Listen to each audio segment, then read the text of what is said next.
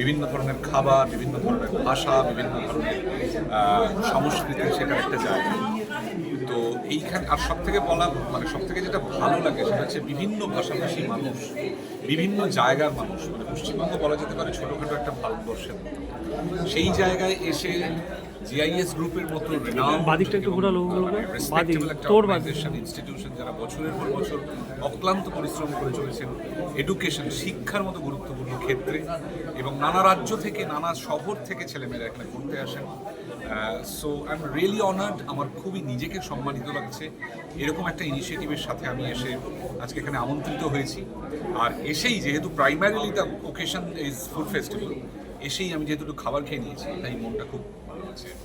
এই যে স্টুডেন্টরা সমস্ত কিছু করছে, মানে এই টোটাল বিষয় ব্যবস্থাটাই স্টুডেন্টরা করছে, এইটা কি বলবেন? এই যে স্টুডেন্টদের এই যে উৎসাহ দেওয়া ও স্টুডেন্টদেরকে এই করাটা এরকম একটা সমস্যা। আমার মনে হয় যে পৃথিবী বলি, ভারতবর্ষ বলি, স্টুডেন্টরা এমন একটা পাওয়ার, স্টুডেন্টরা এমন একটা ক্ল্যান যে তারা কোনো উৎসাহের ধার ধারেন, বুঝতে পেরেছেন?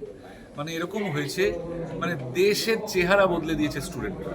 তো স্টুডেন্টরা যেটা করছে সেটাতে আমি একেবারেই হতচকিত বা আশ্চর্য নই। মানে স্টুডেন্টদের কাছে আপনি যা এক্সপেক্ট করবেন, স্টুডেন্টরা সবসময়ই সেই সীমানা ভেঙে দিয়ে, সেই বেড়া ভেঙে দিয়ে অন্য কিছু করবেই। সো আমি সারপ্রাইজড নই স্টুডেন্টরা এটা করছে, কারণ স্টুডেন্টরা they can do anything, they can change anything, they can do anything, I believe.